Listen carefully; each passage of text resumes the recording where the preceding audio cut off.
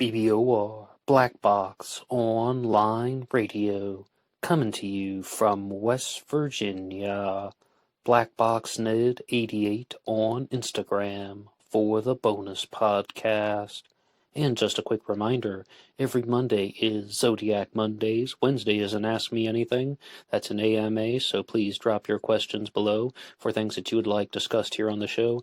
And Friday is an Anything Goes. Any subject is fair game, mostly talking about true crime, serial killers, the Zodiac Killer, but any subject is welcome.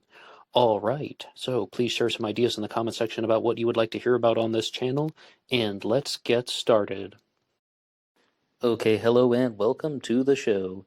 It is Christmas Eve now at the time of this recording, but this should be coming out on Christmas Day, so I will say Merry Christmas to those who celebrate, Happy Holidays to everybody. And over the years on this channel, Black Box Online Radio, we've been putting out small segments for the holidays. Sometimes they're as short as 4 minutes, where it was pretty much just Merry Christmas and Happy Holidays to everybody. But I thought this year we could expand this into a bigger episode because we started doing some AMAs. That's an Ask Me Anything on Wednesdays, and Friday is an Anything Goes segment. And it turned out that Christmas is coming on a Friday, so I would like to think of this as a holiday AMA. Firstly, thank you for listening to this, and I hope that you're having a good Christmas wherever you are. Now, the first question that we have is a borrowed one. That's often the way we start these things. And that is from one that is borrowed from the JLP show. And theirs was, did you ever believe in Santa Claus when you were younger? And I really had to think about that. And there's a reason why I chose that question, because I was like, I do not have a single memory of believing in Santa Claus. And then they go into this whole discussion on, is it good or bad to believe in Santa at all, and are parents being irresponsible with their children? Are parents not telling their kids the truth? I mean, is this like a way to well, is it lying to your kids that the presents came from Santa and they did not come from the department store? Well, my parents definitely tried to put on the facade of Santa Claus being there, but I always knew that there wasn't actually a Santa Claus delivering the presents because, we'd stay up a little bit late at night and I could hear my mother wrapping the presents, and, I can hear the tape being cut in the living room. I mean, our house wasn't that big and such. But as far as the whole deception angle, it was in 2018 when I was listening to some things about Carl Jung. It was actually Alan Watts talking about what Carl Jung had to say on that subject. And Carl Jung is, of course, the psychologist all about stories. And he said that in the Western world, something like Santa Claus would be just a continuation of the tradition process. That, okay, kids believe in Santa Claus, but then once they become a little bit older, part of the tradition is that they continue the story. They share the story in its own way. And it's really not a destructive thing. And it's just a different form of celebration. And you can have the mindset of a child versus the mindset of an adult. But I would even like to throw out any of these questions to you if you have anything that you would like to share in the comments section below. Did you ever believe in Santa Claus? Because the next one that also borrowed question, did you ever believe in leprechauns? And this is one that I actually remember because I really have to say no, but in the first grade, I was given this project, and I didn't think about this for like 28 years or something like that. I mean, that's crazy what you can just, remember when someone starts talking about it. And we had this project in the first grade where, like on St. Patrick's Day, you had to cut out this leprechaun on green paper, and then you had to put like a color for his shoes. Like you had to color the shoes. Like you imagine kids in their coloring books and such. And if you put green shoes on the leprechaun, that means you believe in leprechauns.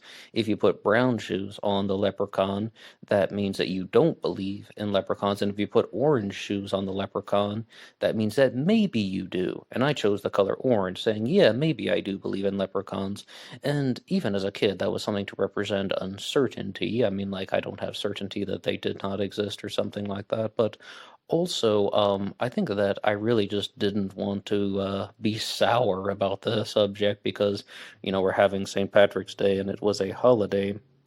But To help us out with this Christmas celebration here, we're going over to playactivities.com and they have some Christmas questions. One of them is, can you share a Christmas shopping fail? Oh, absolutely, because I was thinking about one recently. When I was a kid, I saw this sculpture. It was a blue bird that was hanging from a oh, I don't even know what you call it, some type of like upside down hook, and I thought it was beautiful. And I decided to get it for my sister for Christmas because I thought that it was so nice. And they sold it at this like ceramic pottery discount outlet, and I have no idea why, but I just decided that year I want to get my sister's present at that ceramic discount pottery outlet. And I bought her that bluebird sculpture, and one on Christmas Day, she cried because she's saying, I asked you guys for things on my Christmas list and you guys didn't get me anything. Everybody else in the family didn't get her the gifts that she asked for. And I would say that that would be one of my biggest shopping fails because, in all reality, even though I thought that it was a nice sculpture, and I mean, I wouldn't mind having one right now myself, but this was, her as a kid. I guess she must have been 11 or 12 years old or something. I think she was probably closer to 11, maybe even 10 at the time, but don't remember which year it was. But yeah, I got her something that I thought was nice, not something that she thought was nice. So as an adult, I mean, I paid much more attention to those things. However, definitely wasn't a peachy Christmas at that time. And the next one is, if you could only celebrate Christmas with one person, who would it be and why? Easy, Donald Trump. He's the president, and I would just want all the insider secrets as he's going out of office. And pure strategy. I mean, like maybe doing a little bit of business on Christmas, but why not? If you could only eat one Christmas dish from a Christmas table, what would it be? I guess they're talking about like Christmas dinner and such. Oh, what really is the best thing? I'm not really into fruitcake. Do you guys know what stollen is? It's like well, it's some type of like Christmas uh baked bread or something, and they sell it in a lot of the markets around here. You can even get it in things like Aldi and such. I would go with that one. It's like stuff with some types of fruit sometimes. Sometimes it has marzipan in it. Ooh, but I mean, I mean, I know they're talking about Christmas dinner stuff, but box of chocolates, I guess. I mean, I definitely would be more up that alley. Yeah, and oh, Starbucks holiday lattes.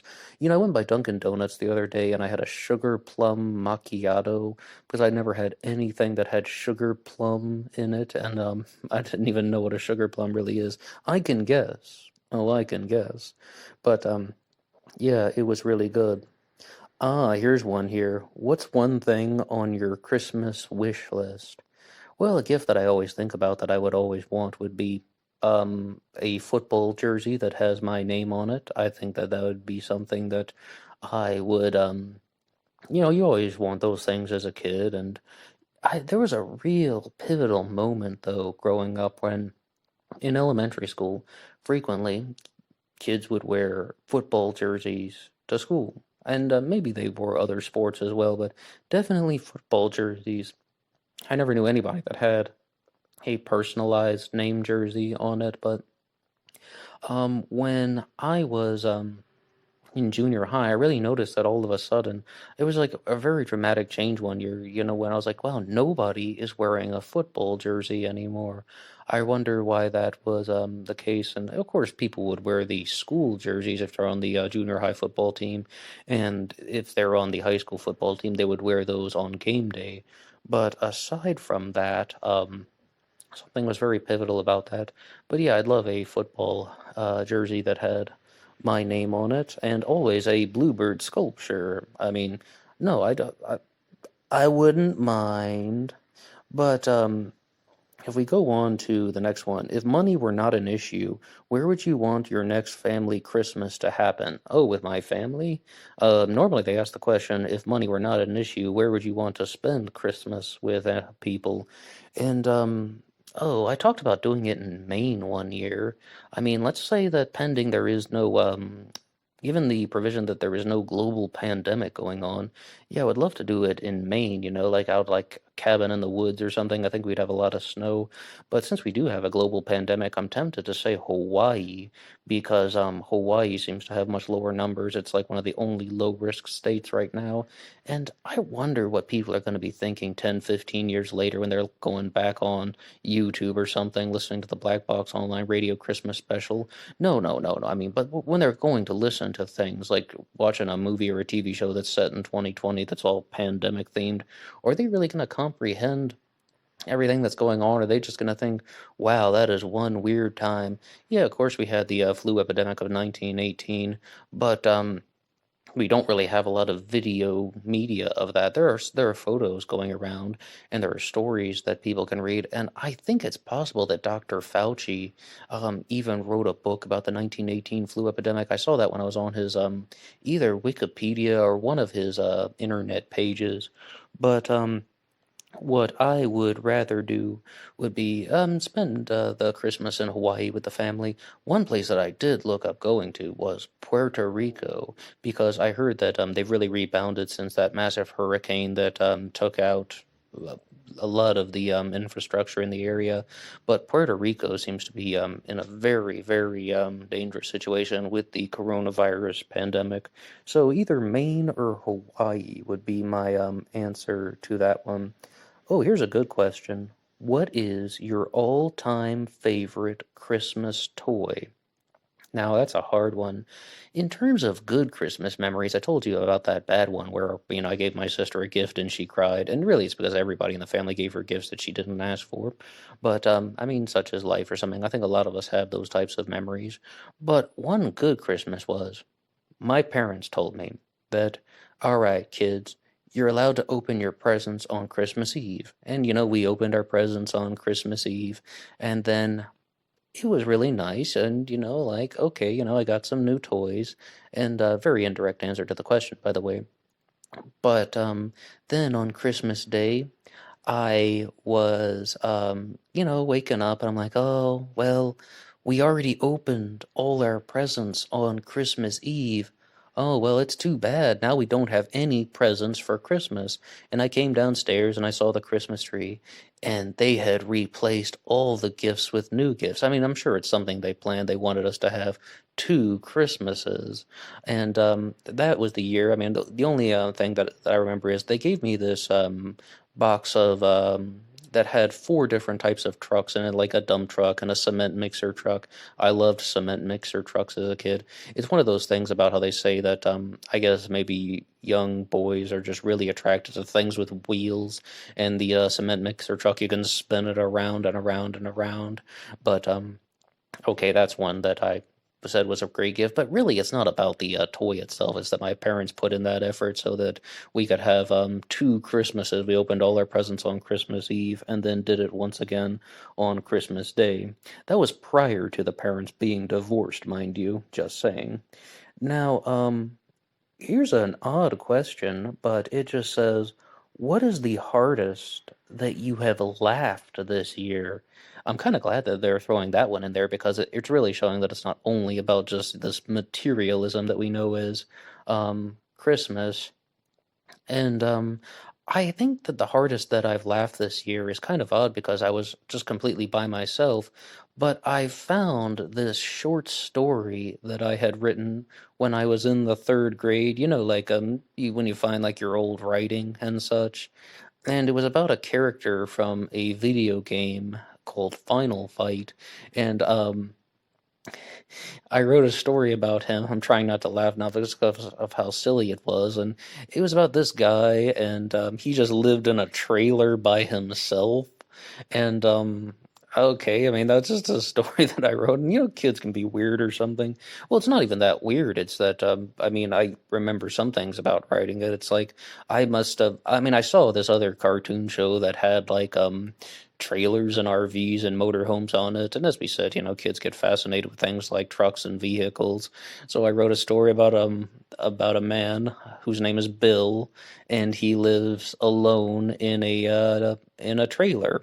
Although the one I was thinking of should actually be called like an RV or something like that, but I didn't know that at the time. Okay, but then when I was reading that, I laughed out loud so hard. Also, we have CBS All Access, and we're doing another trial of that one. We already did one free trial of that this year, but please don't rat me out to the IRS.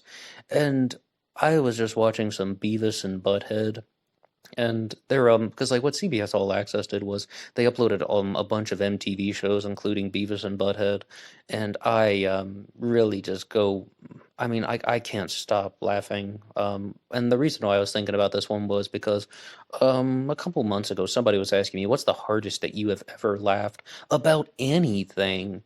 And I was thinking that it was about 2 a.m. once, and I was, just in my apartment by myself, and I was just sitting in bed on my phone, and I was watching Watch Mojo's best moments of Beavis and Butthead, and I laughed so hard that I woke up the neighbors, and they started pounding on the wall, and I felt bad about it, but no, I mean that's another show that really just gets me going. And here's one. If you had a private plane for a day, where would you fly your family to? Family, family, um, global pandemic. I'm just gonna say the same answers as before. Maine and Hawaii. I mean, I have a private plane. I don't need to. Who cares where I'm going with my family? That would be their first Christmas on a private plane. Let's just stay on the plane and like put up a little Christmas tree in the whatever it's called, and then we will exchange gifts on the plane. I don't know how to fly, so I hope that we will have a real pilot. What would you eat if you had to gain 10 pounds and you wanted one food to gain the weight? What a weird question. I have to gain 10 pounds and I want to use, I can only eat one food.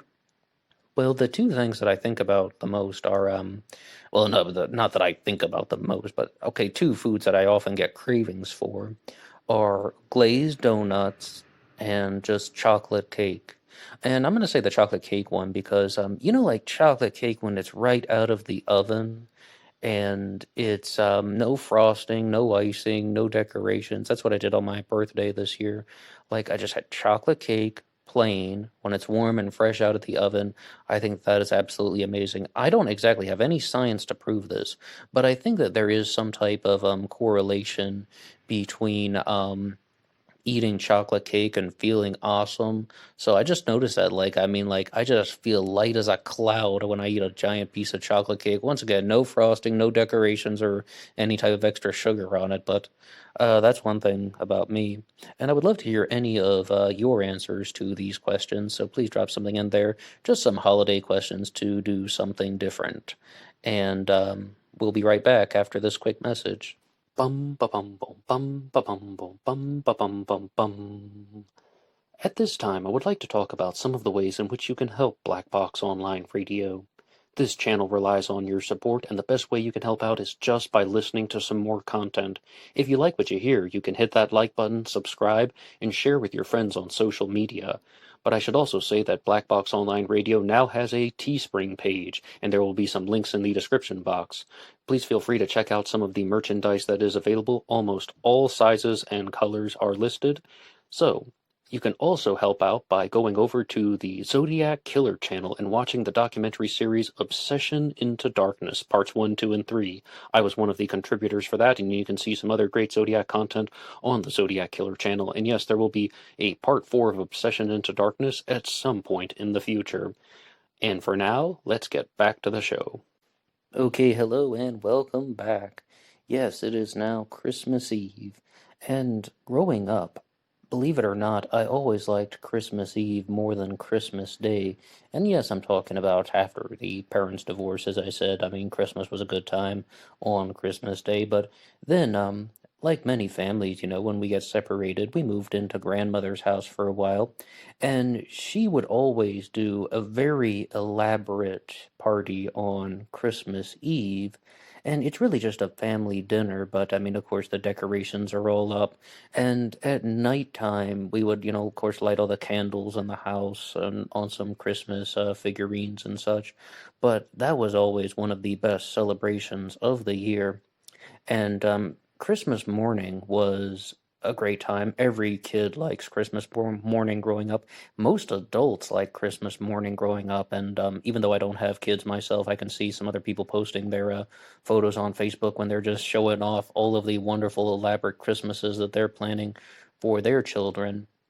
But by the time you would get to Christmas afternoon and Christmas night, on the night of the 25th, then I felt a lot of that magic and excitement was gone. So that's one of the reasons why I really like Christmas Eve. It was the whole concept of just being late at night when you have all the candles lit, and you can look at the lights on your Christmas tree, and you would just be anticipating the next morning. Now, when it would come to Christmas morning, even when I was an adult in my late 20s, early 30s, of course, not all families are perfect, right? We have disputes, and some people don't like other people too much. Mostly, a lot of that is directed at me. Can't really say why. But I found that on Christmas morning, that was the one time when everybody would be able to just be on their best behavior. They would control themselves, and you exchange gifts like the way any family would. And it's one of the few moments of the year where everything is free from conflict. Now we're going to go back to that list of questions from Play Activities that says, if you were given $5,000 to help other people, how would you spend it? $5,000. No, that really isn't so life-changing.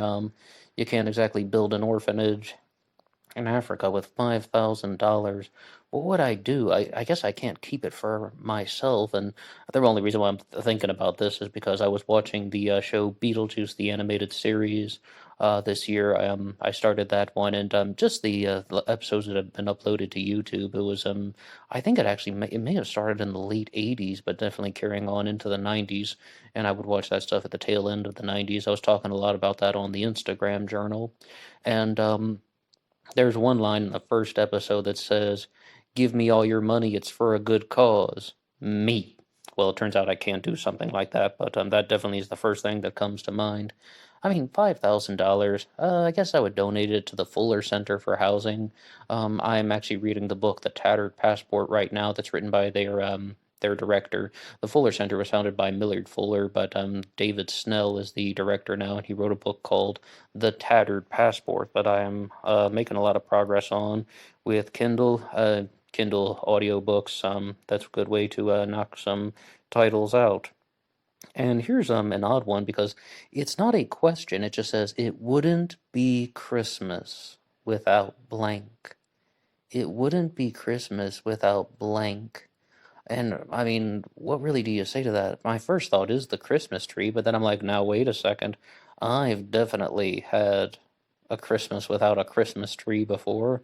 Um, I think it wouldn't be Christmas without the 25th of December. No matter what, you can find ways to celebrate Christmas. Yeah, there were times in my late 20s when I did not come home for Christmas, and it's just me and like yeah, you definitely have those moments, but it's still Christmas time, and you still want to care about something festive and such. But yeah, it's always Christmas. What is the funniest thing you have heard your parents ever do?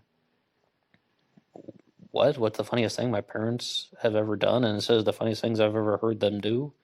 Well, I'm not really sure what that has to do with Christmas, but that's the next question on this playactivities.com Christmas question list. Funniest thing? My parents never did a single funny thing in their entire life. Oh, individually, sure, but together? No, I don't. Wow. Thanks for bringing back all that bitterness, playactivities.com. Your questions suck. But the next one is, if you could give one present to the whole world, what would it be? Wow, no, that's a big one. Well, I definitely would not give them $600 stimulus checks. I mean, talk about lame. I mean, if I could give one present to the entire world, what should I just say? A bag of rice per family, per household? Everybody gets a bag of rice?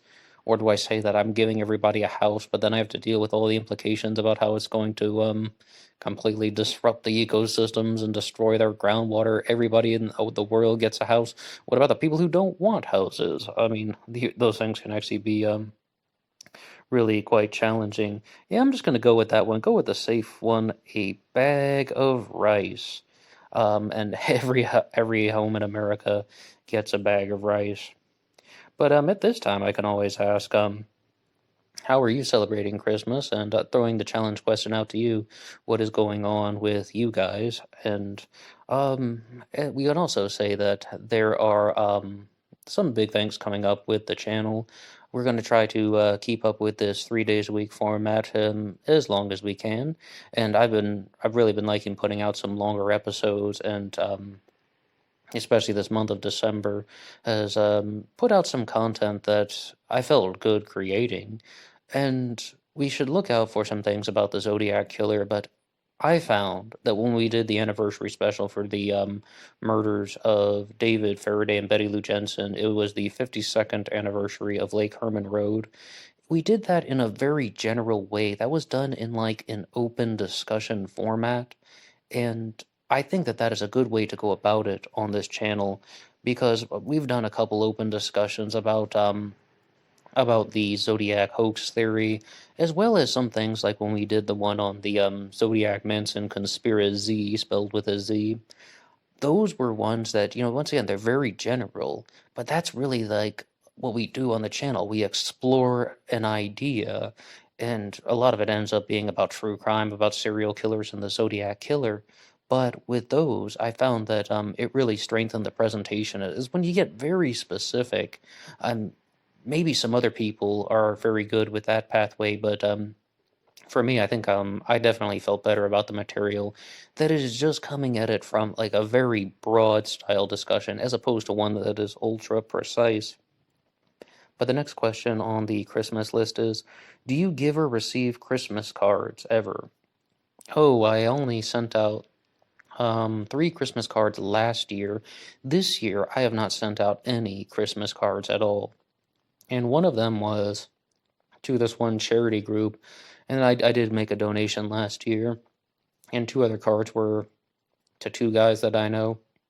I'm 32 now, and I've definitely been getting a little bit more distant from the extended family the older I get. So we used to exchange cards, of course, with the uncles and the cousins and distant cousins, like your second cousin 3 times removed and so on, because we did lots of big family reunions. But as I've been getting older, we don't really do those anymore. So I haven't been sending out Christmas cards to the relatives, but definitely sent out 3 last year, as I said. This year I have not shared anyone. Here's a good question. I like this one. Listen up. Has the internet changed the way you send Christmas greetings? How so? Well, for a while, e-cards were a big thing. Like this was around 2000, 2008, 2009. Like e-cards were big because they had a little bit of motion in them. They could bounce up and down. I'm not even sure the exact year, but I think we were still sharing them on like AOL and such. But I thought that that was one of the evolutionary things, and it's so cool that you can send a Christmas card that is moving, that is totally not relevant anymore. We now have things like GIFs, and we definitely share a lot of emojis, and we also can share little sound files of singing Christmas carols. I like to do that with friends. I send them, just singing like 30 seconds of a Christmas carol. It's a way to put people in the Christmas spirit, but with other forms of technology at FaceTime. We also, even if you still use Skype, I haven't been on Skype since January, but some people use Skype rather frequently, as well as other things like WhatsApp. I mean, you can video call your relatives, and everybody can get together during the pandemic in some way, socially distant Christmas. Do you set off fireworks during Christmas? No, I don't, but I know some countries around the world do. Now, here's one that I don't even know how to tackle, but I'll read off the question anyway. Some Christians fast from certain foods before Christmas. Do you think you could do that if you had to attend lots of Christmas parties? Well, I'm not a Christian and I do not fast, but no, I couldn't do that. Christmas party, eat what you want. Do you attend any special services over the Christmas period? No, I don't, but I used to. Actually, I went to a Christmas service. I said I'm not Christian, but I went to a Christmas service 2 years ago. And another thing about anticipating Christmas at night was sometimes we would do the midnight Christmas service, like when you go at 11 p.m. and you attend the midnight Christmas service, and they would it was actually really nice. I mean, it was a nice celebration. And here's one though, when it says, when do you do your Christmas shopping? Well in advance, a week in advance, or the day before? With certain people, like maybe you have this one relative where you can be like, I know exactly what I'm going to get her.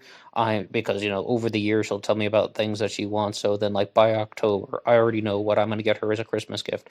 And then when you get to other relatives, you're like, oh my gosh, I don't know what to get this person. And that is like, the person who is just kind of okay with everything, who is just, they don't really put up too much of a fuss about things. With them, it's much more difficult to shop for gifts. Like, well, they're just okay with everything. I know they aren't going to get mad if I send them something, but they don't really tell me exactly what they want. So, it's definitely person to person, but I don't really do my shopping a week in advance. It's definitely more than a week. But we have Amazon.com running so easily now, and can't really complain too much about that. And I would also like to say, be right back in just a second. Bum ba bum bum bum ba bum bum bum ba bum bum bum. At this time, I would like to remind everybody about YouTube Premium. If you use the YouTube Premium features, you can download Black Box Online Radio, take it on the go, out walking, in the car, anywhere and anyhow. YouTube Premium also gives you access to special YouTube original shows and YouTube music. And now, let's get back to the episode. And hello, we are back. Just to close things out, the final question that they have here is very simple. It says, do you have any plans to go to a Christmas party? And the simple answer is no. I think the global pandemic took care of most things in terms of social gatherings for us. No one really is making too many plans like that. But what we do need to think about is this year really has not been all downs. I mean, there had definitely have been some moments that have been rather optimistic this year, and perhaps we'll say more of that closer to New Year's. But this year started out just like any other ordinary year. I mean, we celebrated New Year's, and then we went on to talk about some things on the channel, and I was just getting ready to do a whole bunch of stuff for Black Box Online Radio. Then the pandemic happened, and it turned out we were going to be staying inside much more. But I really found that there were a lot of episodes that we did this year that I thought were taking the channel to a different direction. And I mean, I had a good time talking about stuff with you guys this year. Merry Christmas to all of you.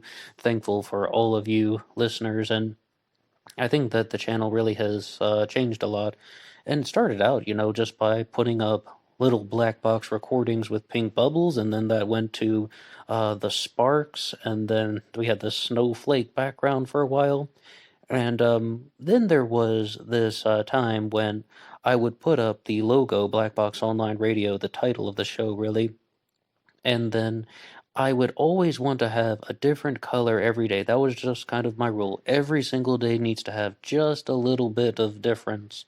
There needs to be something unique about the banner on every single episode. But what I would like to do is to share something that's a little bit more old-fashioned. If you go here to the description box or the pinned-in comment on the top, you will see a link to last year's Christmas special, which is something very short. It's only about 7 minutes long, but just it's a holiday greeting. But the best way you can support this channel is just by listening to some more content, never asking for any money. All you gotta do is listen, and maybe you can check out the Teespring page, but mostly just think of this as Christmas, and you can listen to some content from Black Box Online Radio that's talking about the holidays. And yes, it's old-fashioned, though. It just has the pink bubbles going all up and down. And I also noticed, though, as I was listening back to that one, the episodes from 2019 were almost a little bit more hyperactive, if you would say. I mean, because we're going to talk about one on Monday for our next Zodiac Killer discussion, going back in time, revisiting the old vault of Black Box Online Radio. But I don't know. I mean, there was just something a little bit different about the way that I was presenting, just a little bit more hyped up. Like the energy level is just through the roof. Maybe I'm becoming an old man or something like that, but that's what I meant though. Like in the beginning part of 2020, I found that there's just something that stood out to me. It was like the early months, like January, February, and March. I thought that those were some of well, definitely my favorite episodes and uploads to put out on the YouTube channel.